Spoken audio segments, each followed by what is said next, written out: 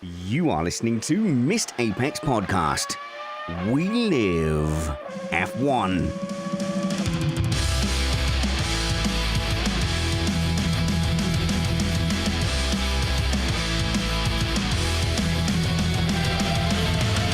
Welcome to Missed Apex Podcast. I'm your host, Richard Reddy, but my friends call me Spanners, so let's be friends. Today, we're going to discuss all the news coming out of the Formula One news cycle, including key personnel moves at McLaren.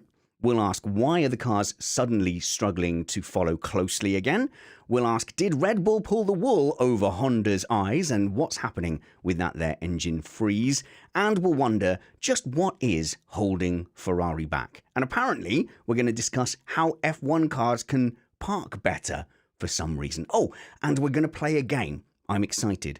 The new game we're going to play is called What If? So I'm going to throw out hypothetical suggestions and let my panel tell me why I'm wrong, or perhaps for the first time ever, they might say, oh, wow, amazing, Spanners, what a great idea. So it's just a bit of a formalization of the things I tend to do already. Do you remember when I decided that I wanted to just ban all chicanes, which I thought was a fantastic idea, but I was challenged on that a lot, quite rudely, from my panel and the feedback on the email as well. But, you know, we talked that through and I realized, no, I don't hate all chicanes. I don't even hate the driving challenge that a chicane poses, nor do I hate the opening chicanes, like in the middle of the Montreal circuit.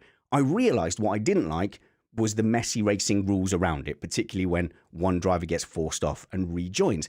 But we got there by going out with my hypothetical and just saying, what if we banned all chicanes? So in this section, I'm going to say something like, what if all cars were shaped like turnips? And Matt will do his secret trick that he thinks I don't know, but I know now because my mother pointed it out. What he does is he starts off as if he's agreeing with me. So he'll be like, yeah, there is some merit. The basic turnip shape has an aerodynamic quality. And then I'm feeling all good about that. And then slowly but surely, he just walks me away from all vegetable-based aerodynamics. So he thinks that he thinks he's fooled me, but my mother has made me wise to it. And then Chris Stevens will just say, well, they're not going to be turnip shapes, are they? They're never going to do it. They're never going to happen, and you're stupid. But this is how I problem solve. This is how I run my projects. Some drivers, when they come out in free practice one, they edge to the limit. And every single lap, they get closer and closer to the apex, closer and closer to the wall. That's not my style. I just go smash past the limit and say, let's ban all undulation in Formula One. Let's ban all chicanes. And then I walk it back until I have the perfect lap. So today will be an adventure of Formula One from an independent podcast produced in the podcasting shed. With the kind permission of our better halves, we aim to bring you a race review before your Monday morning commute. We might be wrong, but we're first. I'm joined by the very sneaky Matt Trumpets. How's it going, Matt? Sometimes a copy is better than the original. That's an Aston Martin story? Mercedes.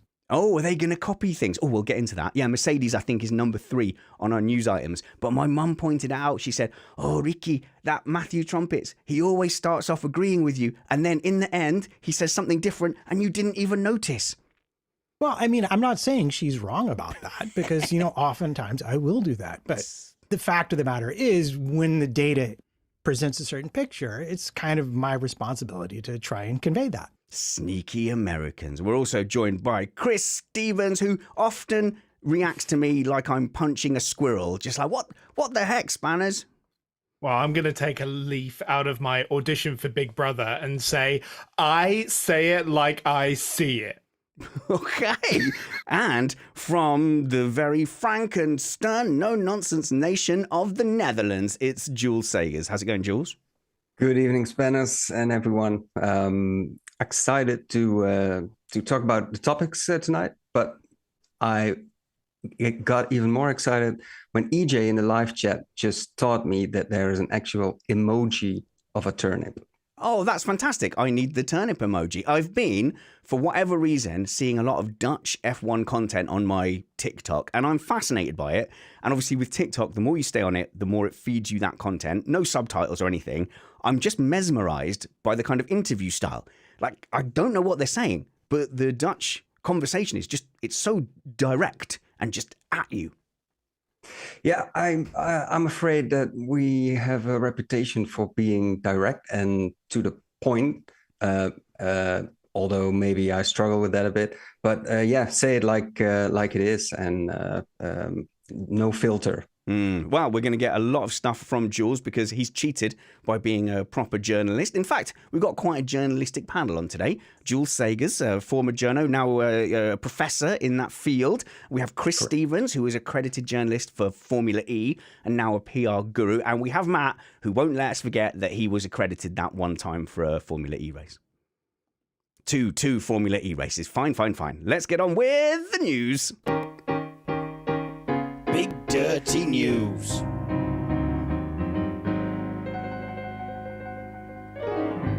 Well, I think the big news, let's go with Matt Trumpets here, is personnel changes at McLaren. James Key's out and the Ferrari guy in. And this was predicted by Kyle Power.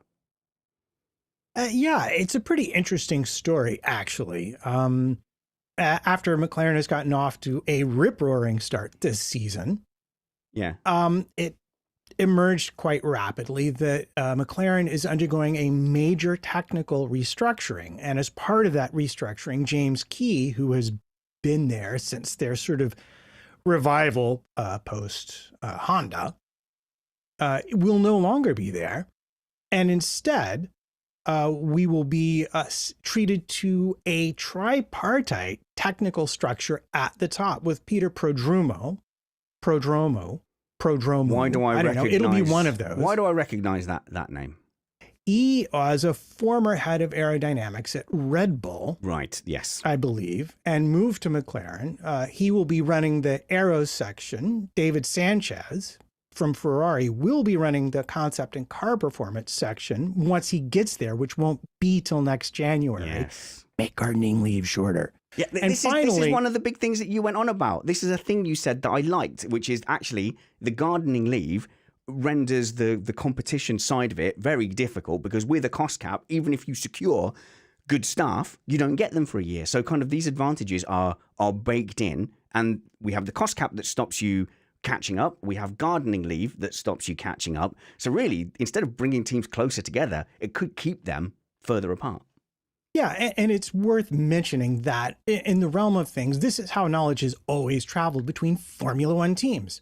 People have gone from one team to another and brought knowledge with them. But the combination of the very long lead times now, such that your next year's car starts being designed around summer break and goes on from there, with the long gardening leave means that you could secure someone's services, and after a 6 months gardening leave, it'll be a year plus when they join the team before what they bring to the table actually gets seen. And that's essentially 2 years of baked in advantage for a team that has some knowledge nobody else has. An easy way to help bring the field together would be to make it easier for these people to move between teams more quickly.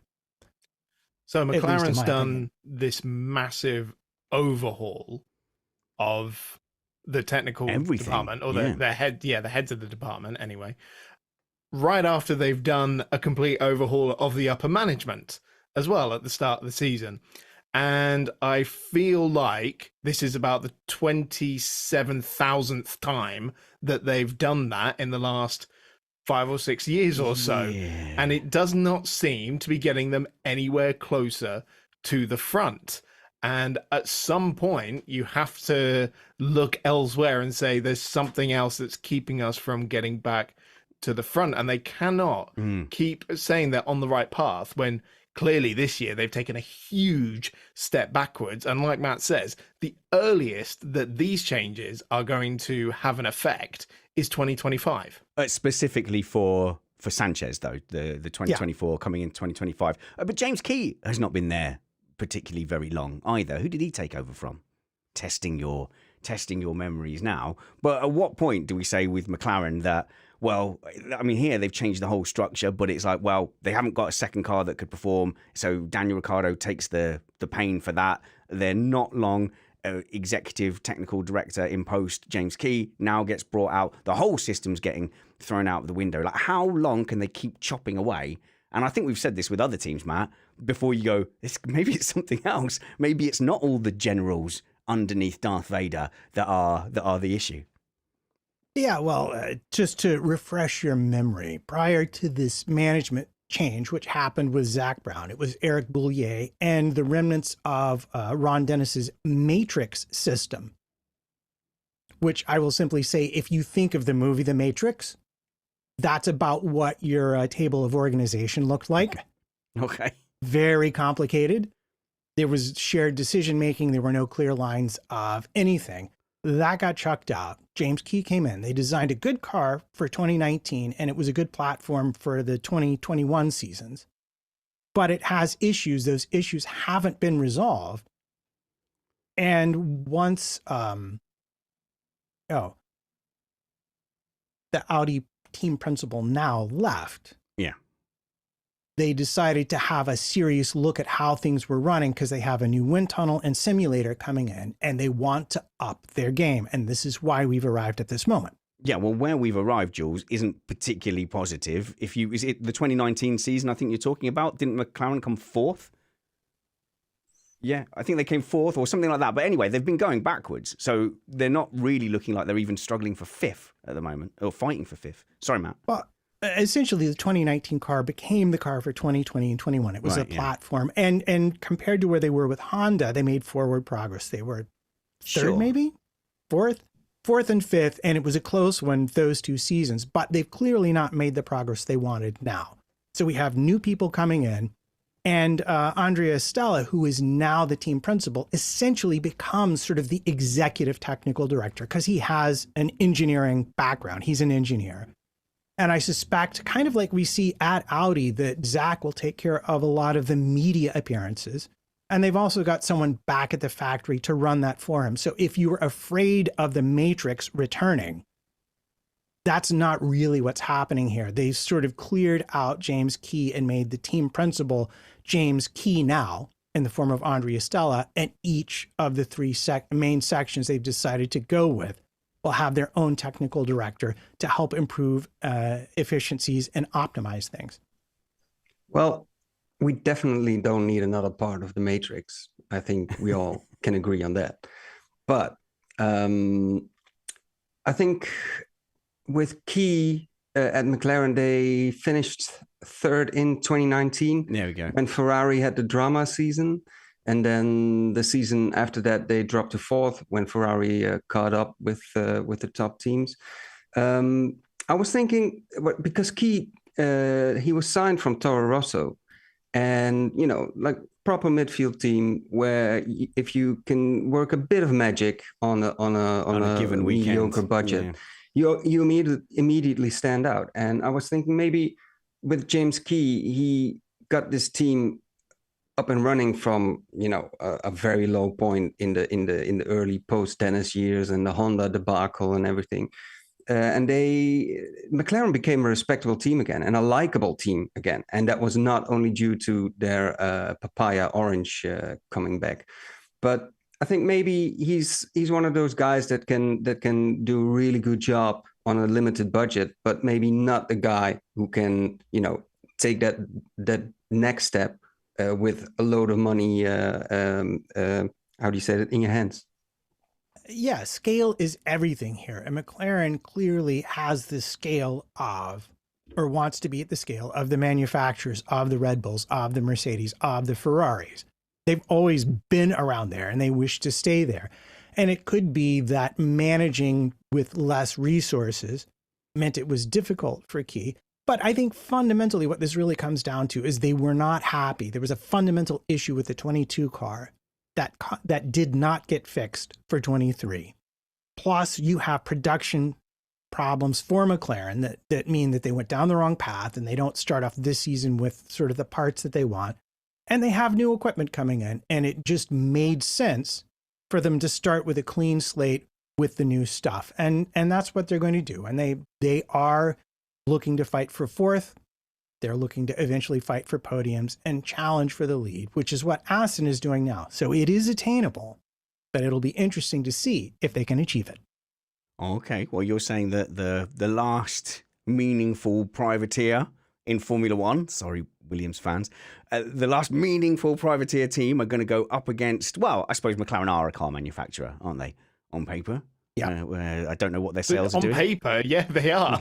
Yeah, I know. But you know what I mean? They're not like a juggernaut. They're not a Renault, or they're not an Aston Martin. I mean, yeah, granted, but they do make some pretty nice cars. Okay, well, in that case, Chris, the ambition should be higher. They shouldn't be going, maybe we can get to the point where we can punt for the odd podium. I did pose the question to Joe a while back, and could McLaren fans be forgiven for looking at Zach Brown's leadership and saying, well, what has he really done well? Well, what he's really done well is brought corporate sponsors. That car is littered with so many sponsors that they had to invent a new technology to rotate them. I think McLaren has got the most sponsors of any Formula One team at the moment, and I think there was more than 50 on that car at launch for sure, and there will only be more added. And that tells me that Zach Brown is the team principal that is best at throwing like the business lunch. So if you're a brand, Zach Brown, he takes you for golf, he takes you back to his house, he just puts like a whole cow on a barbecue, you have a great time, you go away, you don't even remember signing, and then your brand is on the car. All right then, so we will see how those things shake out at McLaren. But like Matt says, these are sort of long-term fixes, and the fact that they've had to do this, that they've taken the decision after race 2 to sack their technical lead and reshuffle the whole management structure does not spell look out for Lando Norris post-Barcelona on a podium near you. Yeah. That's the really sad thing, isn't it? The fact that they've got two supremely talented drivers who at the moment are circling towards the back of the pack, or their car's not working properly, or they're running over debris at the start of races and things like that because they're not, where they should be. And that's, for me, that's the frustrating thing. Anyway. Oh, quick aside. Oh, sorry, go on, Jules. Say something serious and journalistic before I do my silly thing. I'm agree with what Chris said there. The results so far, it's only been 2 races, and they kind of at the start of the season, pre-season, already stating like, yeah, we're in trouble and we don't have a fast car. Then you already frame yourself into some kind of a minion role, and then the results so far, they have been maybe not representative of their true pace, because they had Norris had a qualifying incident. Yep. I think both of the drivers had incidents in the first couple of laps of the races. So I don't believe they are in a Williams position. They may be on the fringe of the top 10. So let's give them some time, and maybe they will catch up faster than we expect now. I dream of the day where once again Williams is not like a verb for doing badly. Like, oh yeah, or like you're the Williams now. Oh, you're doing worse than Williams. I dream of a day, Chris, where we can stop doing that. Well, it's the AlphaTauri now, isn't it? No, AlphaTauri's got to be on our news bucket list as well. Lots of stuff happening in relation to that. I don't trust my engineers. What a statement. Yeah, that was harsh. But I don't trust Lando Norris, and I'm going to call Lando Norris out for being a liar. In the nicest possible way. I don't normally touch upon this kind of thing, but he did some kind of gaming stream where he's talking to his friend, and he mentions that he bumped into Lewis Hamilton on the golf range and was invited to go and join them for a round, which he did, and that's a lovely thought, Lewis and Lando going and playing golf. But the person on the other end of the call said, oh, what handicap was he? And you could see Lando Norris's brain ticking over, and this is before I'd seen Lewis Hamilton's post. He said 14 or 15 handicap, which is actually pretty good. Like Matt and I would dream of such a handicap. You've got to be decent. And then he said polite things like, well, when he hits it, it goes. So then I scuttled over to Lewis Hamilton's Instagram, where he showed a picture of him driving off the tee. And there's no way Lewis Hamilton is a 14 handicap. That is a terrible driver swing. Lewis Hamilton, he's the greatest of all time, statistically and actually in Formula One. But that was a rubbish drive that slices all day long. Sorry, Chris, did you want to come back at my slander there? No, I mean, I didn't understand a word of it. Yeah, golf. Because I don't know anything about golf. Like, what a terrible sport. And that's why you don't really get anywhere professionally. You have to play career sticks just to be able to get by. I do that. No, I'm not going to finish that sentence. Okay, good. How I was going to finish that sentence. Any sport that requires you to drink steadily for 3.5 to 5 hours while you play it cannot be bad, Chris. And that's going to be bowling and golf. No, not golf. When do you ever see? I never tune into the PGA and I see them swinging Carlsberg in between Excuse shots. me, I'm just going to end this conversation by saying snooker. Let's get on to something a little bit more technical. In the olden days, they just have a whiskey. Why is it hard to follow, again, in Formula One, Jules? I thought we had solved this forever. Why is there a problem with following? Well, after the Jeddah Grand Prix, a couple of drivers were quoted saying Carlos Sainz said it reminded him of the old cars, and old being the pre-2022 regulation change car, which had the whole dirty air problem, not being able to follow a car within a second. Carlos Sainz and Max Verstappen, they commented on the turbulence while following closer. Leclerc, he said that when he came within a second of Sainz, he had to back out. Both McLaren drivers, they stated that it hurt the tires to follow cars, and so there's been a bit of a thing in the media about this, and some people think that it has to do with the floor edge regulations for this season, and that all kind of aerodynamic little bits and pieces on the floor edges, the front wings, they have created the outwash dirty air that we had actually prior to the regulations that had to prevent dirty air and result in closer racing. Sorry, Jules. I thought that the dirty air in the before time was mostly from the rear wing, and now they're saying it's coming from the floor. So my question would be, is it deliberate that, like, because Red Bull have said in the past, they deliberately sent as much dirty air back as they could, or is it just an effect of people exploiting, gaps in the rules to add more aero? I'm not an aerodynamicist, of course, but I think it's a bit of both. I mean, every team would want to disadvantage their competitors if they had the chance. And on the other hand, the new floor edge regulations, they allow aerodynamicists to come up with these little winglets, trying to push the air to the outside of the floor to how do you say this in English? To make up for the lost air pressure underneath the car. Do I say this right, Matt?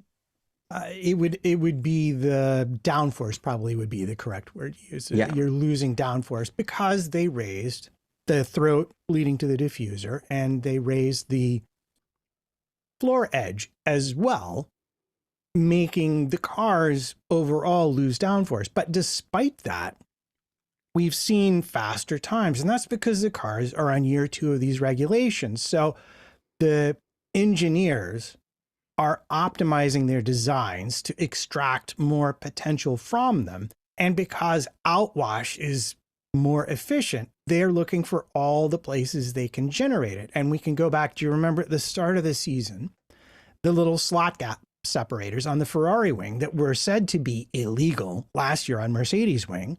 Well, now you can put them on your wing. Those generate outwash. If you look at the way the different planes connect to the end plate on the Mercedes front wing, it looks like they're not connected the way they're supposed to be, but they are. That generates outwash. If you go along the floor edge, you can find a number of, as you said, winglets and bits of trim that generate outwash. If you look at how the Venturi, the floor fences for the Venturis are angled, you can see they're creating more. If you go and look at the Aston rear wing, you can again find pieces that are creating this outwash, and all of it is making it harder for the trailing car to follow without eating its tires, which is the problem we were still trying to keep from getting too bad.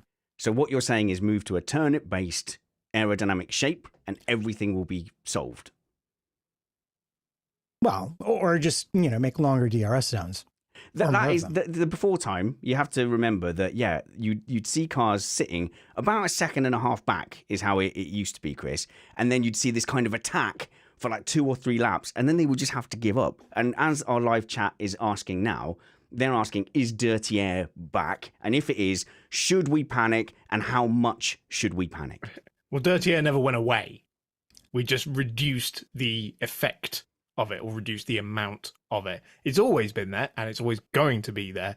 It's just how much can we reduce the effect of that, which is the whole point of the 2022 regulations. And of course, the problem was always going to get worse as this set of regulations went on, because they're going to add more downforce and they're going to find new ways to create the dirty air again, which the teams don't really care about because it's not their problem. So even though, there's been a reduction in the number of overtakes this year, probably has something to do with the fact that, we haven't seen Max and Charles swapping position 7 times a lap like we did this time last year as well. And the fact that they reduced the DRS zone in Bahrain. Don't wish the season away. But I don't think it's necessarily a bad thing, because what you don't want to see is just the super easy DRS parts that we saw too much of last year, where it's just press a button, get a free overtake. You actually have to work for it, and I think that's a good thing. My overriding feeling with all of this aero stuff is that basically we're swallowing nails, and then we're going, well, how can we counteract the pain from swallowing nails? Oh, well, it's okay. It's easy. Just drink this cement. That'll cover up the scrapes down your throat from the swallowing nails. You're fixing a problem with a worse problem. Like, let's just rip the wings off, Jules. Sure, I'm sure this is having some effect, but surely that's got to be the overall solution. Has to be reduce the aerodynamic boxes that they're allowed to play with, and just keep doing that until we get actually good racing or better racing. Despite the amount of love I have for your turnip dream, let's not panic, guys. Let's not call Formula One broken before we know it. If we go on like this, we're back to those days that Formula One was broken. Right. Are you saying I'm overreacting? Well, I think a lot of it, give it some time. I mean, again, 2 races underway, and especially Bahrain had a lot less overtakes than the previous years. But as Chris just said already, shortened DRS start-finish zone this season. And Jeddah, for instance, had just a little bit less overtakes, but more than the first race in Jeddah in 2021. So with that, and also every major rule change in recent history, Formula One, after every rule change, the first season has a lot more overtakes and everybody's happy. And then second season, team performance evens out. Last year we had new tires. Teams understand the tires better now. So it's pretty normal that we see less overtakes. But again, let's not call things broken just yet. I would just tell Spanners he's wrong here. Yeah, no, we don't need to panic at all. Let's think about wrong. Ferrari. Have they shown up? Have they shown up with the car working the way they want? No. Mercedes? No. McLaren? No. In fact, I'd say aside from Aston and Red Bull, most of the teams are still figuring things out. Plus, we had a change in front tire construction to confuse the matter. There are issues like the slot gap separator. Some of them can be addressed by regulation, but this is the game that Formula One engineers play with the regulations, regardless of what the rule set is. The FIA is going to have to be nimble to keep them from getting too out of hand, but it's way too early to, in a blind panic, decide that we should just simply remove rear wings to solve the problem. And front wings. Right, and okay. front wings. So I urge anyone to go and search for the South Park episode Chipotle Way, and if you've seen that, you'll understand the analogy. But basically, they're finding ways to solve a fundamental issue that, if for some reason is just baked into the sport, which is it is too much aero. I think everyone feels like this. No, Chris, come on. There's too much aero. There's an obsession with the fastest possible lap time and overall performance, and that is more important than allowing racing. Yes, it's Formula One. The point is to create the fastest cars possible. Hang on. Okay, let's take the entire take point of the championship. Of course, it's focused on aero. Okay, take a lap of Silverstone and whatever a Formula One car does it in. What's the second fastest series around Silverstone? Like, there's still a lot. Go on. What do you reckon it'll be? It'll be Formula 2, wouldn't it? Okay, Formula 2. So we could take off quite a bit of aero and still be faster than Formula 2, and then you could just take Formula 2 and make that slower. No one cares about, it's 10 seconds the faster on the record. We don't care that they're 3 seconds apart because they're basically giant aero machines. But it's still a lot of aero. You need a lot of aero to go fast at all. If you're talking about let's just forget aero. Yes. And then suddenly it's not going to be Formula One anymore. Matt, agree with me unconditionally so we can smite this pox upon our show that is Chris Stevens. Yes, you are correct. Yes. At a certain point, the extra speed doesn't matter. But also, I mean, Formula One does pride itself in being the fastest around a road circuit, which means you need a fair amount of downforce for the squiggly bits. And really, if they wanted to improve things, they'd make the cars a lot lighter so that your horsepower per unit of weight ratio improved. It's still pretty out there, but but those are pipe dreams because of safety and, frankly, just the nature of ground effect regulations in general. You need longer cars. But we went down this road literally 10 years ago. Formula One cars got their wings slashed and their exhaust things slashed. Yeah. And everybody moaned. No, Reddit moaned. That was it. No, Reddit kicked off, and then they bolted on tons of aero in 2017.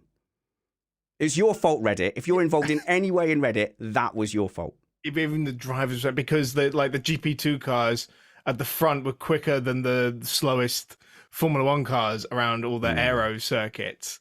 Like Barcelona, for example. So they made that snap decision and decided we need to make Formula One 27 seconds a lap faster. Yeah. And then suddenly we had all these overtaking problems, which just led us exactly to where we are today. So basically, we go back in time, and this time we don't make the incorrect decision to listen to random internet forums and just bolt on a ton of aero and make racing impossible. It doesn't seem that hard to me. Jules, this is your segment, though. Does the FIA have a fix if one is needed at all?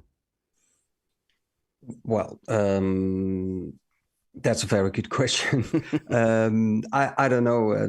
To be honest, the feeling I have is this is a story which is there. The driver comments are there, but I don't think anyone within the Formula One management is panicking like we have been. Chris, all I will say to anybody who says, "Oh, Formula One's really boring," right? Go and watch other motorsports then. There is so much that is not burdened by the fact that it needs to be the fastest thing in the world. Formula One is about competition, sporting excellence, and goddamn speed. And if there happens to be wheel-to-wheel racing in amongst that as well, then that is a byproduct and a bonus. It is not the point of the championship. Go and watch Formula E. Go and watch touring cars. Go and watch literally anything else. Stop ruining my sport with all your whinging. Well, it's my sport too. And as much as I love that rant, I think there's possibly a middle ground to be had here. I think, Matt, I don't know if the modern Formula One audience or indeed the modern Formula One owners would put up with a 2017 knee-jerk reaction now that basically killed racing. Because for a long time, that made it impossible to follow. And we had these ridiculous things where you see people, you knew that once they got within 0.4, their fronts were going to start burning up and and the racing would effectively stop. I don't think Liberty would allow F1 to go in that direction again. No, and let's remind ourselves, first and foremost, Formula One is an engineering competition. So again, another potential solution we've already mentioned, gardening leave, make it easier for knowledge to travel between teams. And we will see, I'm sure, as time goes on, the racing get closer again as we get a more mature set of regulations here.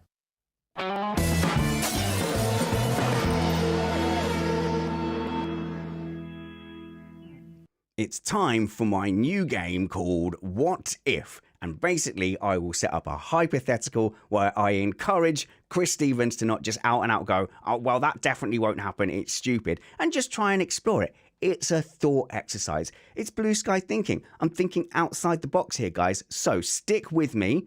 Today's what if is, what if the second tier of the FIA single-seater racing ladder was full of teams trying to gain promotion to Formula One? Sure, in this plan, the cost cap might have to be reduced further. There would have to be various supports for teams getting promoted or relegated, like there is in the top two tiers of football. I think this would solve a few problems. First and foremost, it would give room once again to privateer teams who could come into a kind of Formula One light that was basically the same kind of formula, but maybe more spec parts, which made it slightly easier, so they could concentrate and focus all their available funds on the areas that aren't spec. There'd be less spec parts in the real or the top tier Formula One, if you like, but maybe that cost cap has to come down even further. You wouldn't need any more sprint races, which literally everyone agrees are kind of dumb, because you'd have an interesting baked in genuine competition in the second tier, which I don't think exists amongst the teams now, because as I've had it yelled at me, the current F2 teams probably wouldn't want to go to Formula One. My view on those teams, and I'm sure I'm going to be corrected in a moment if I'm wrong, is that they're kind of clients to the drivers in a lot of ways. Well, that function could still be served further down the Formula tier, but I'm talking about a league underneath the current Formula One league, where you could fill a grid with the likes of Arrows and Minardi and Stewart and Super Aguri, and all these kind of teams could come in without having to feel intimidated to go and catch up with absolute giants like Mercedes and Renault. It could be an aspirational league like you have in football. You could build up, you could poke your head into F1 for a season, and yeah, you can see, we're going to get relegated here, but we've learned for next time. We've built up funds. I think that would be a major step to moving away from a franchise sport and more towards an aspirational tier system. I say all of this knowing it will never happen. But what if, Chris Stevens, the second tier of Formula One, of single-seater racing in the FIA, was a competitive league you could get promoted out of? Spanners, you maniac. Okay, here we go. No, oh man, the thing is, I like the principle. I really do. Obviously, I mean, we're going to get into the specifics of it, because, of course, Let's do it. If you take this, yeah, but if you take the second tier thing, you can't be having them doing the same budgets in the same way that, that's right. League Two teams don't have the same. And that's why my first thing was, Premier League teams. to have a little bit more spec. So, there's more parts that are just supplied or that they have to buy. There's less room for development. But they kind of, so they develop like the key aero areas, but maybe the suspension, for example, is provided for them. So when they get that promotion, suddenly they're like, oh crap, we need to hire some suspension guys. I don't know how much more a team has to have in football, for example, when it gets moved up A lot. a league. I know it's probably a lot. Is it as much as it would be to suddenly make an entire Formula One, or at least do what has to and buy enough parts to? Well, what the team's going up, Yeah, and you do get these yo-yo teams in the football league that kind of go up and down, and for them, like even just avoiding relegation for a season is a really big achievement. So that kind of does happen. But what they tend to do is, they kind of swap personnel with the team that's gone down as well, and they're like, oh, that star striker's, he's gone down. It wasn't his fault because he just wasn't getting the service. But we can hire that star striker because he's got League One experience. Yeah, but what do you do about contracts and with sponsors as well? And these are all things that I'd have to talk to a football expert about, because how do you say to a sponsor, oh yeah, we're going to be in Formula One next year, and then suddenly they have a terrible end to the season and they get demoted and they don't get that sponsorship money, or they don't get that driver as a result, and these things, they all snowball massively. Here we go, Matt. This what Chris is saying, there's a massive incentive to not just dawdle around at the back of the field. I get a little bit sick of 6 races in, we're turning our attention to next season as an excuse for we don't know what's going on with our car. Can you imagine Toro Rosso, Williams and Haas in a desperate scrap to avoid relegation all the way down to the wire in Abu Dhabi? Yeah, but again, I hate to agree with Chris for any reason whatsoever, because he's younger than I am. But the fact of the matter is that the current Formula 2 teams are essentially specialists in sort of logistics, trackside operations, and race car setup. Formula 1 are specialists in not only that, but also in car manufacture. It's worth remembering that a lot of the issues in terms of cost are the intellectual property rules that underpin this particular formula, Formula 1. And there's not really, the only potential compromise I could think of would be to have sort of like a technology center that each team could go to with its own design, but that all of the manufacturing prowess and expertise, and this is an idea that went back to, I think, Force India and a couple of other teams in the mid-teens, that there would be one center for all of these teams that would manufacture their specific design. So you design it, but you wouldn't have to manufacture it. If they could support those teams as they move to Formula 1, then perhaps you could get people in at a lower budget that might be competitive. But as Chris points out, you have other legal problems with sponsorship and stuff like that that would also need to be sorted out. Okay, I just want to clarify a couple of things at this point, that I wouldn't be talking about what is now F2. That would basically drop out of the way and make room for, basically open the door to privateer teams. And and look, I'm being accused already. What is the benefit of this? Well, I would say it would provide competition at the bottom of Formula 1 all through the season. You couldn't bin it off.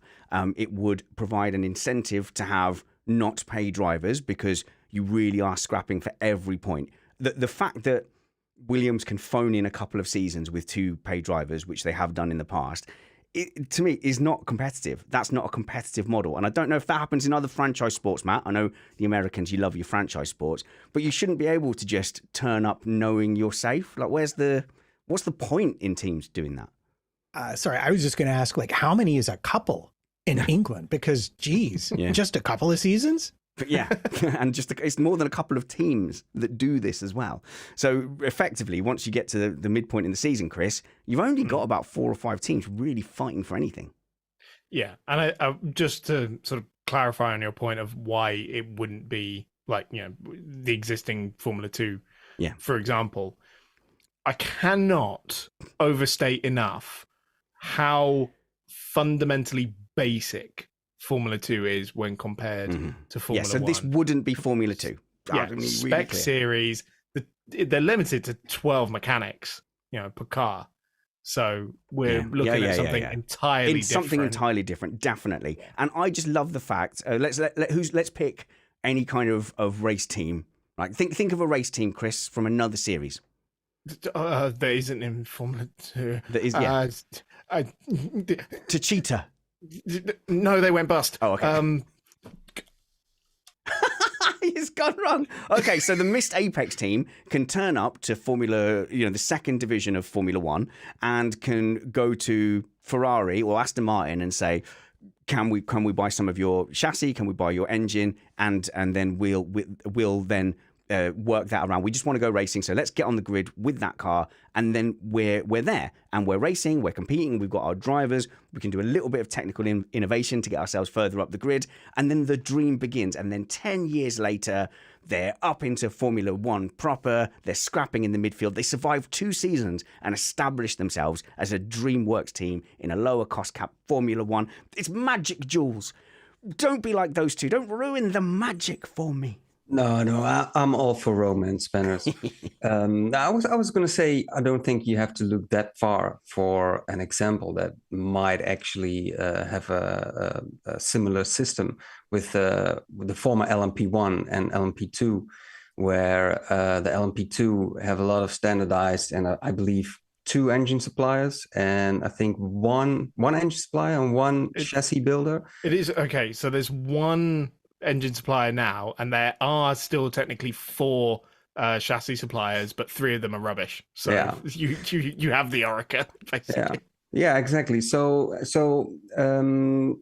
it in such a system, it's not that far a leap to make a step to what was LMP1. So I like what Matt said, that if you have part of the infrastructure that you can either take over or make use of, it could be workable, and it would be so much healthier for a sport, a top tier sport like Formula One, to have the danger of relegation. I mean, what other professional sport could you name that, doesn't matter if you finish last? All American sports. And this is the point. It's all American sports, Matt, isn't it? They're all franchises. They're all a closed ecosystem, and no one else can get in. And the thing that has got me riled up onto this path of thinking is a manufacturer like Porsche, with a rich racing history, it has decided in the end, after all its talks with teams, I think just not to bother. So it's not happening. A giant like Porsche with a racing pedigree history, a big car manufacturer, looks at Formula One. And they said, basically, unless we could buy a team already that's existing, there's just too much to catch up. You can't just jump in and do it. And the only opportunity you've got is a regulation change. And if you get that wrong, you're pretty much doomed. So what we've got is a sport where people they can't jump in. Chris. So Jules has reminded me that before Formula 2 and GP2 as we have now, we have Formula 3000, which was the second tier before Formula One, and they used to in the 80s and the early 90s, you would have a string of available chassis suppliers, tire suppliers, engine suppliers as well, and you would just sort of pick and choose and make your own little deals of all these things. So it wasn't a spec series, but it was sort of closed into what you could buy from certain people, and you didn't really make anything yourself, and even that principle now is being used in American sports car racing, where the manufacturers are partnering with chassis suppliers and basically chucking their engines into it. Actually, I love Chris brought this up.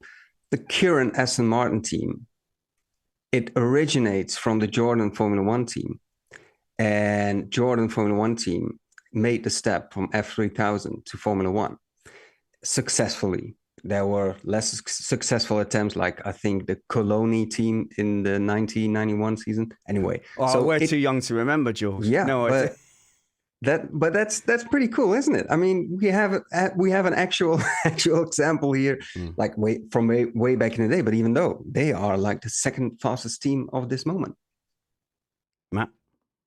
Yeah, well, I just get back to it. If we really want this idea to work, yes, the teams will need to design their own cars, because otherwise they will not be capable of being in Formula One. I have a counter to that. Matt, which is and loads of people are making this point in the chat, which is you're basically describing two spec series. Now, I think the ambition is probably to bring that cost cap down, or to at least maintain it. The cost cap is here to stay, and increasingly you will have to make Formula One more of a spec series, or these advantages, like the advantage Red Bull has baked in now, last for a whole regulation set. If you've got a wide berth of things that you can spend your limited cost cap money on, you basically have to give up whole seasons at a time and save up to be able to make a push for next season or the season afterwards. F1 is going to have to become more of a spec series to maintain this cost cap. And that's the premise I've got. So with my League 2, Formula 1 would make another step down into spec territory, and the league below it would be again another step more spec. That doesn't mean there's not room for innovation, for aerodynamic changes, for suspension changes, but I just don't see how F1 survives as I don't see how F1 goes to becoming more of a prototype type sport or less of a spec series, because there's no longer the funds to manage that. Well, it's always a balance between freedom and close racing.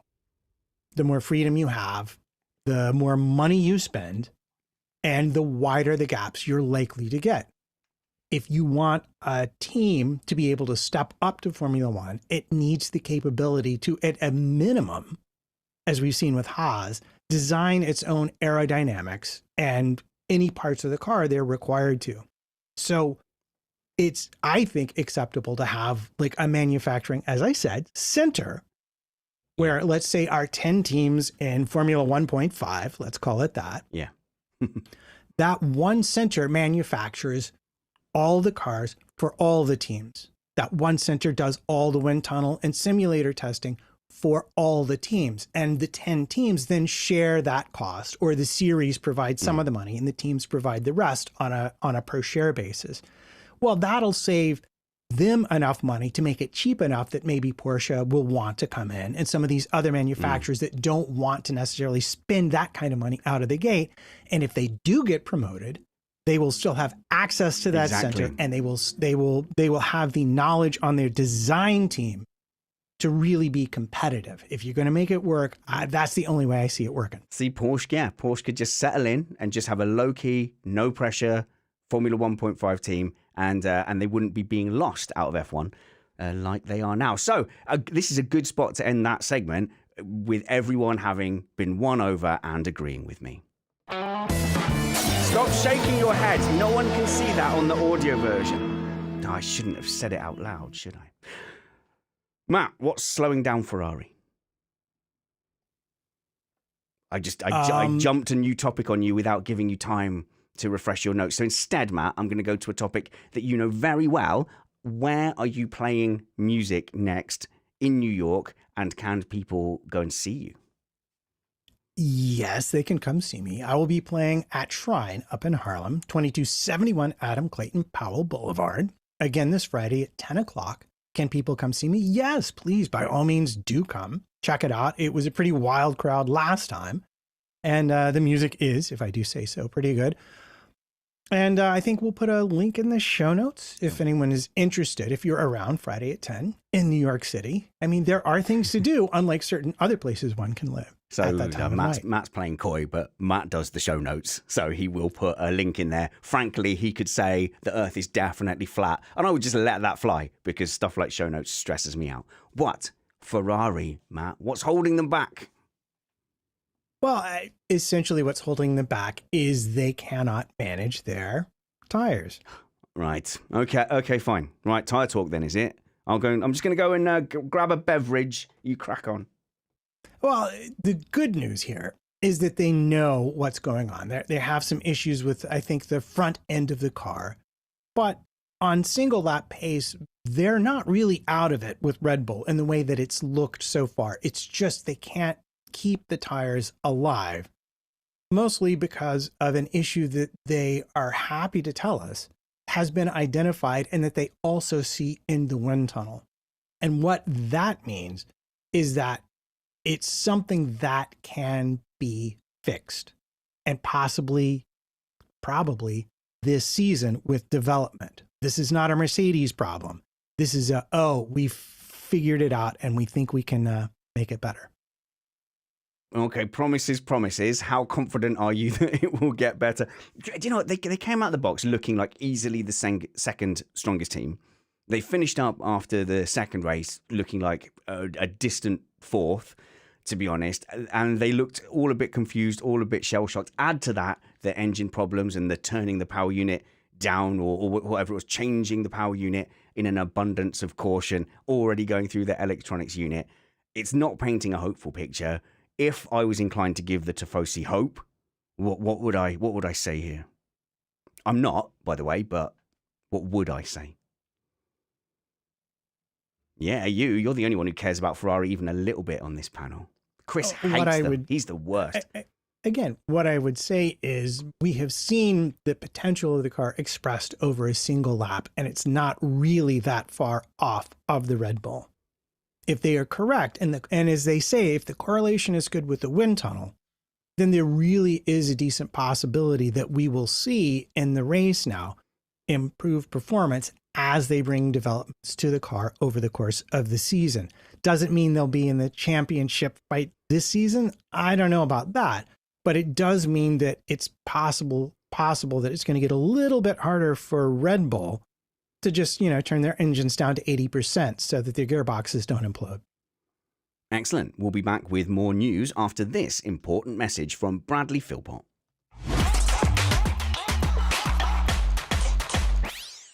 On the 27th and 28th of May this year, Missed Apex Motorsport are hosting a 24-hour sim race at Le Mans. Using the same amazing production team that brought you the Missed Apex F3 Cup, we embark upon a race around the clock at one of the best tracks in the world. Featuring multiple classes including LMDH, LMP2 and GT, this event is open to all levels of driver. So if you're interested in racing in a professionally run, live broadcast event with real trophies for all podium finishing drivers and live stewards taking care of the fairness, then you can enter an entire team for just £15. And don't worry if you don't have any teammates yet, there's a section on our Discord server for drivers looking for teams. Ordinarily, to be in a broadcast split of a big iRacing event would require you to have a very high I rating, but that's not the case with this event at Le Mans. Teams of all levels are welcome, and there are separate classes for pro and am teams, meaning you'll be competing against teams of a similar ability to yours. And to give you an idea of just how good the broadcast is, search for Missed Apex Motorsport on YouTube to see all the action from the grand final of the Missed Apex F3 Cup, which took place this weekend. There are only places for 50 teams, and at the time of recording, 15 of those are already sold. So don't delay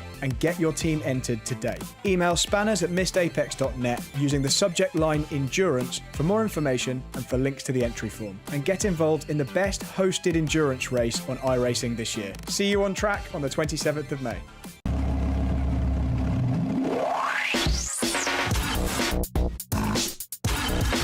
I cannot endorse that highly enough. Get involved in our next endurance race. And like I'm always yelling in this shed, I'm always saying get involved in any kind of racing. Play the F1 game. Go to your local indoor kart session and just chuck $30 at them to go and just smash it around an indoor track and just get that helmet on, pull the visor down and just have the feeling of getting up and behind another racer and just doing something that involves turning a wheel. You will not regret it. And of course, you know, from our point of view, apart from our karting events, we do put on sim events. And I'm very, very proud of the Chris Stevens and Uncle Steve led broadcast we did last night, the grand finale of the Missed Apex F3 Cup. The links will be in the show notes below, but I want people to tune into that, realize that they've missed out on a great season, and then tune in for next season as well. Yeah, I mean, my voice is just about recovered from last night. What a dramatic finale between two drivers in the series that have been battling for a number of seasons now. There's real storylines behind this championship now, which is really great to see. It's a fantastic community of our listeners and our panel as well. And I think the fact that we have a bit of a mixed ability among the panel as well. It means no matter how good or bad you are, you're probably going to end up fighting with Matt. He's with one of us. Matt, he's talking about us. He's talking about us. But at the very top end of the grid, you've got the likes of Kyle Power, Bradley Philpott, Alex Van Gien, Stuffy. So no surprises there. Like they're fighting for wins and championships. And then a little bit further back down is me, and Matt's a little bit so far back that he did end up briefly in my gearbox yesterday. But I cannot endorse this endurance race because I won't be able to be part of it.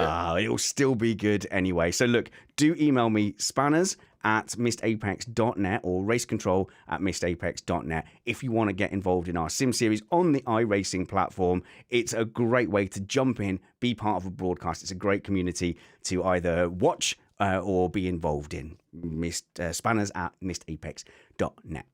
Now then, Mercedes is on our crib sheet. We'll probably end on that, but I do want to say hello to our Mexican listeners because we jumped up to P24, Matt. We jumped up to P24 in the Mexican sports section of iTunes. Massive in Mexico, and the feedback I'm getting is it's just because like you don't slate Sergio Perez. So I think it is just down to the fact that I'm a Perez fan. Well, I mean, I will any port in a storm, as they say. Yeah, we'll take it. But I deliberately don't listen to other podcasts on F1 anymore. And I don't know if you do. I used to sit and absorb a lot of them. But it's far too easy to accidentally like copy tones, arguments, and like vibes and drum beats. And I caught myself doing that a couple of times a couple of years back. So now I've just gone, no, I'm just going to fire in ignorant. And when I get things wrong or I say stuff that's weird, I let you guys and the listeners yell at me and tell me I'm wrong. Well, it's not just that. I mean, there's no small amount, I think, of groupthink that happens, especially at the elite level of Formula One journalism. It tends to be led by television, but we see it amongst, I think, the writers too, to a certain extent. And I find myself sometimes sitting there going like, wait, why are you saying, after 2 years of Alonso, Ocon's under pressure for Gasly? Really? Really? Did you not think about that sentence before it came out of your mouth? But also with drivers like Perez and other ones, Albon was another one of my real causes when he was at Red Bull. He was just put under ridiculous media pressure that wasn't really justified by the job that he was doing at that time. And so I think it's good just to sort of look at things and come to your own conclusions rather than just get swept up into the tornado of, oh, let's just bash this driver because they're on the doesn't have enough whatever to be on our we should be promoting them at all cost list. Yeah, and which may or may not exist. I've got experts around me to quickly put me straight, but I do like coming into it raw and giving just my opinion, just how I see it, and admitting that is going to be ill-informed. But Shiva replied to my tweet saying we were P24, saying it's probably because you don't slander Checo. A lot of other podcasts speak down to him a lot. So I don't know that. I don't know that that's been happening. But if that's true, then yes, you have a safe haven here. Toro says that's because Mr. Apex gives fair praise and criticism of Checo. And I do. I criticise Perez as much as I criticise any other driver. It's insane to hear how... Oh, and then he names a bunch of other podcasts, talk about him like a second-class citizen and forget that a good portion of the US listeners are Latino. Well, if I say to you, Toro, that I have an Uncle Jose and an Uncle Carlos, then me and you, maybe we're on the same level there. But the thing is, as a Perez fan, watching him from the beginning and just identifying him as a driver that I like and someone that I can root for, I've watched that journey, and I know that in midfield cars, he's been doing these amazing things. And I've been watching him in races where maybe if you didn't care about Perez, you'd think he was anonymous and he disappeared. So when he turns up at Red Bull and suddenly he's not doing well against Max, like a bunch of other drivers haven't done well against Max in basically his car, in his team, I didn't suddenly jump to the conclusion, well, that's because he's terrible, because he didn't go from, Racing Point, put on a blue suit and suddenly become awful. So it was not a surprise to me. It's not. It would come as a surprise to me that if there's outlets that are just going, well, he's a mug. Just on Matt's point there about sort of getting swept into groupthink. Group thinking. I think that because motorsport media and even just in Formula One, it's such a small little world. It is really, really small. And when I was a Formula E journalist, I did an article in which I praised a certain driver that other journalists in the community did not necessarily agree with. And I was right? sort of no. No. I'm not going to go into specifics. Sam Bird, and I'm sure it was all like was it Degrassi? No, it wasn't. No, loads of people agree Degrassi's amazing. Just shut up and let me tell my story. God damn. DaCosta? No, everyone knows DaCosta. Stop naming drivers that everyone agrees is amazing. God. Sorry. It was Sam Bird. Come on. No, it was. Oh no. Anyway, go on, Kevin. Don't remind me about Sam. I feel so bad for him this year. And there was, I don't know, inadvertently or not, a sort of pressure to agree with the other journalists. They're like, oh yeah, I've written a rubbish thing and I shouldn't have praised that driver because he's clearly rubbish.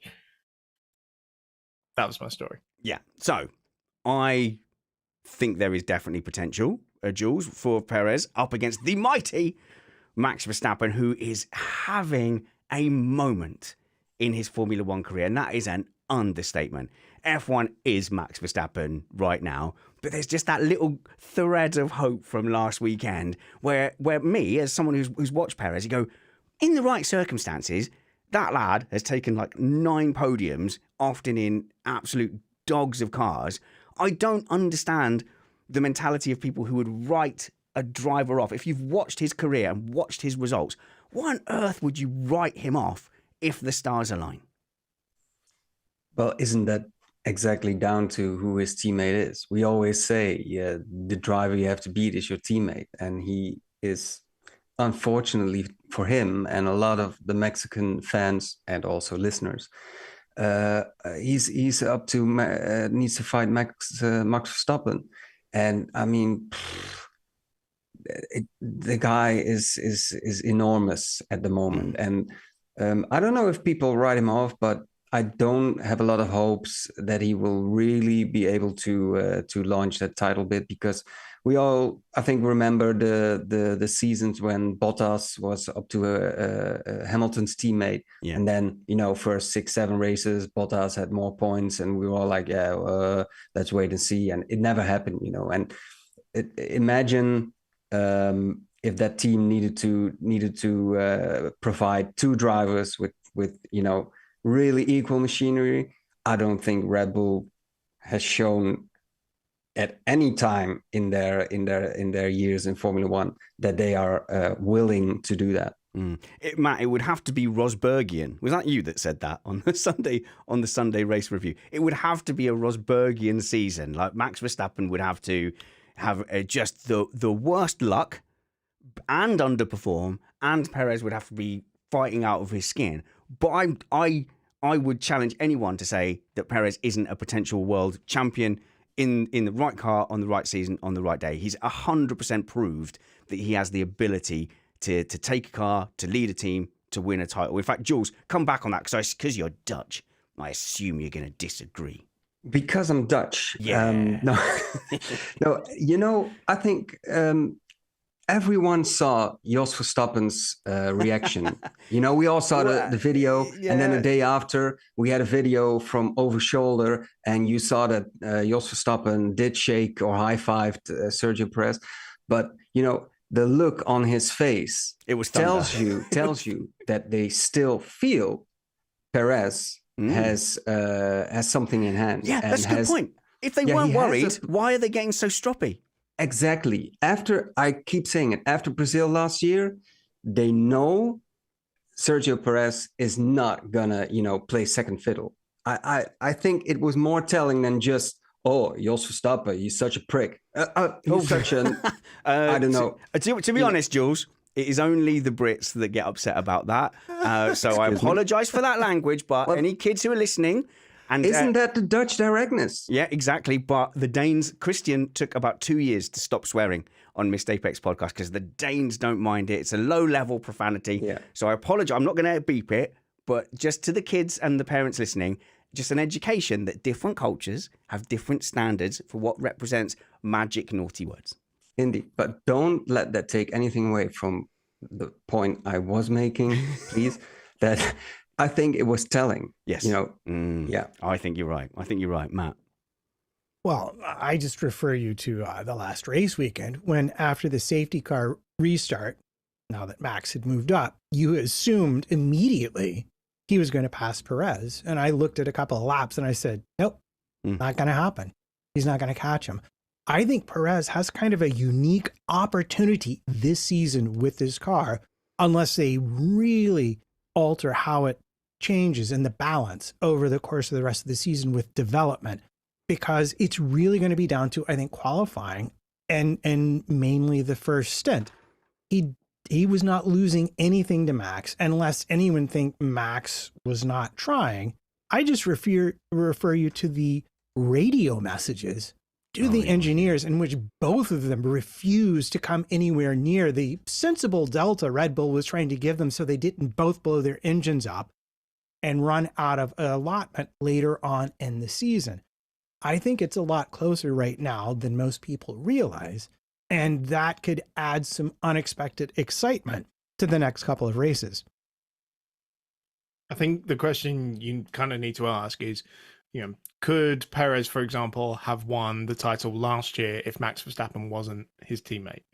Would he have beaten Charles Leclerc in a title fight? Ooh, yeah. Yeah. And this is the question I would always ask of Bottas as well, but especially in the years when Ferrari were challenging in like 17, 18, things like that. Bottas would not have won the World Championship. 17, 18, there was a great question, because how many drivers could you have put in Vettel's car that would have won the title for Ferrari in 17 and 18? And off the top of my head, I can say Hamilton, Alonso, Verstappen, Leclerc. Kobayashi, Leclerc, yeah, Perez. So I think there's a lot of drivers who wouldn't have made the mistakes Vettel made and would have brought that title home.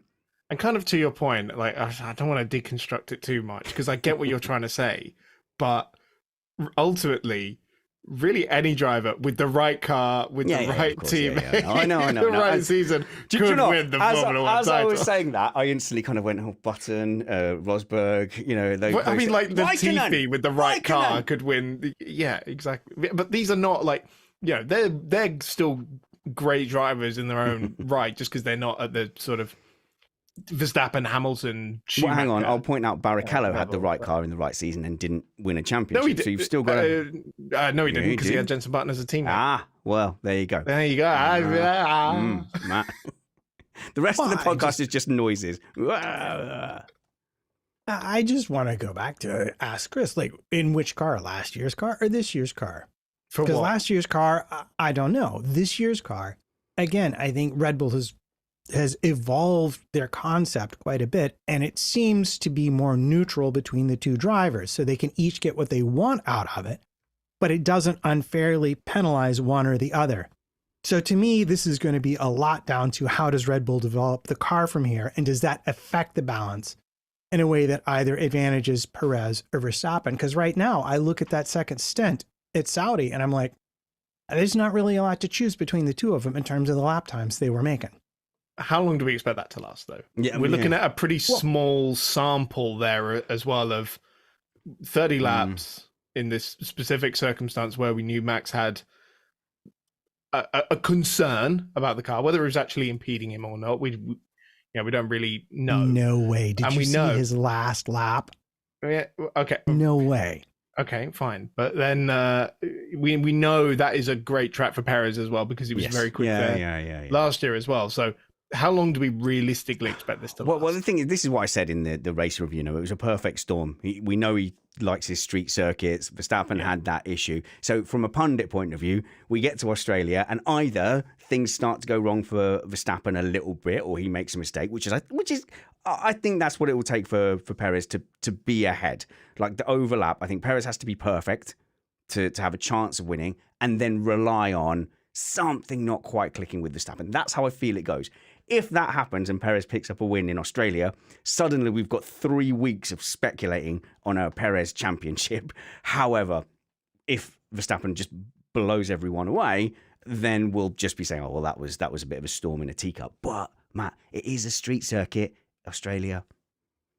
I was going to say, let's tap into that dominant narrative we were just discussing earlier. I mean, Perez being a street circuit specialist is the thing. Australia is a street circuit. There's actually a fair amount of them on the overall calendar this season. A couple of bad turns of luck for Verstappen. And yeah, we could be looking at a Rosbergian season quite easily.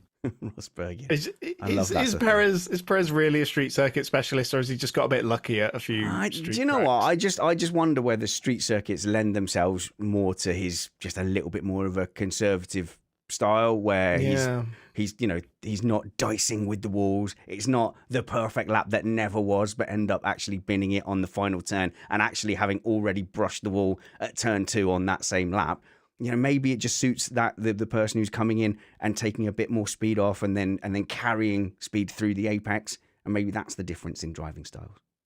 I mean, when you look back at a lot of the wins, I don't want to say lucky. So Baku, obviously, there was a tyre blowout for Verstappen, the brake magic. So there was a big slice of luck there. Yeah, but don't ruin it. The narrative. I don't want to, but it's Perez is a street circuit specialist, and he's definitely gonna win in Australia. Well, it's a completely different type of street circuit as well, isn't it? It's got a few more slower corners, but it's also just an entirely different surface as well, because the one in Saudi is specialist for the event, and it's very new and it's very smooth. Yeah. Whereas Australia is proper like just road surface with all the markings on it and everything. That's true, but also, okay, take away the markings, street furniture, and black out all of the surroundings. There are street tracks that you would drive around them and you wouldn't be sure that they were a street circuit. So Montreal, Australia might fall into that. If you're in Singapore or Monaco, you're on a street circuit. Yeah, the thing about Montreal though is it's kind of not really a street track. It's still kind of a permanent facility. It has street circuit elements, but I wouldn't call it a street circuit in the same way that Australia or Baku are street courses. Jules. Yeah, I was just going to say Melbourne is a bit of an unknown this time because the track layout has been altered a bit to improve overtaking. If they don't work, and with the apparent problem with overtaking we have yet again, imagine what happens if Perez is the first one to come out of turn one on Sunday, and what would happen then? Dream, you mean? Dream. I'm not biased. It wasn't a hit last year when they made the changes. They took out the chicane. They tightened some of the corners to make them a bit more overtakey, 4 DRS zones as well. Still wasn't a massive hit.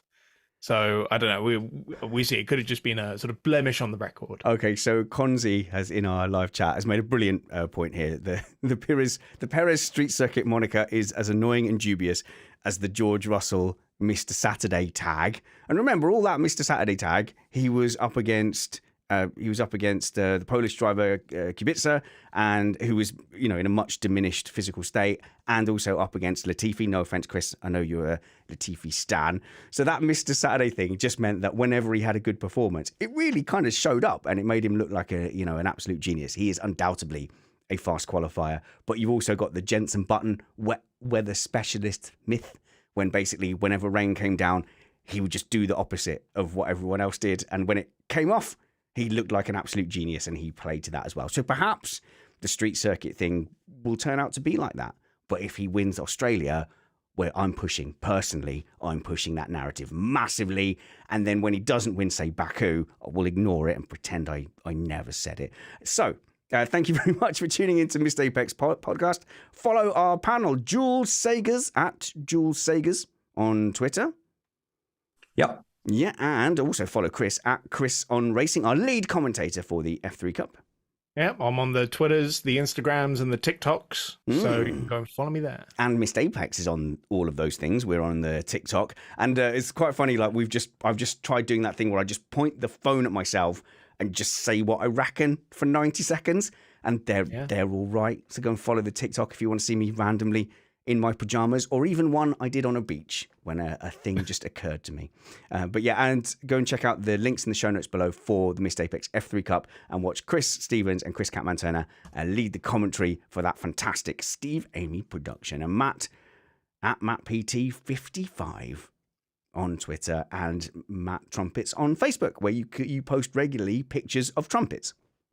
Well, I mean, that is my name. Yeah, follow me at Spanners Ready, Richard Ready. Links in the show notes below. Go check them out. There's lots of things to click on, follow, and interact with. If you are a patron, patreon.com/Missed Apex, then we have been doing every Friday a very casual post-practice breakdown of what we've seen, what we're looking forward to over the weekend.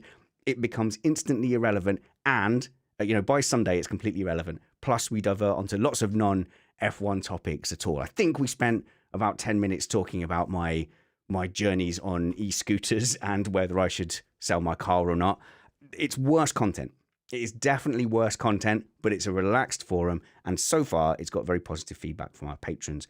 Patreon.com/Missed Apex, $1.99 a month, ad-free feed, and that preview show that we've been doing. Chris. And can I make just a very quick note as well? Okay. That, 33% of you watching this on YouTube right now are not subscribed. Subscribe now. Man. You need to go and do that. I'm looking at you, Damien. Subscribe. And okay? you, Derek. Why aren't you subscribed, Derek? Please, and like it and everything like that. All those things. If you're a podcast listener, you might not even know that we've got a fantastic video production that Steve Amy does on our YouTube channel. And if you're on YouTube, may as well go and subscribe to the podcast so we can be there with you for your Monday morning commute. We have Mike Caulfield, and the audio listeners will also get treated to Mark Preston's story about Super Aguri in the mid-2000s. So that will be coming up on your audio feed on Tuesday. And like I said, we'll see you on the preview on Friday, or for the race review on Sunday at 8 p.m. But wherever we see you next, work hard, be kind, and have fun. This was Missed Apex Podcast.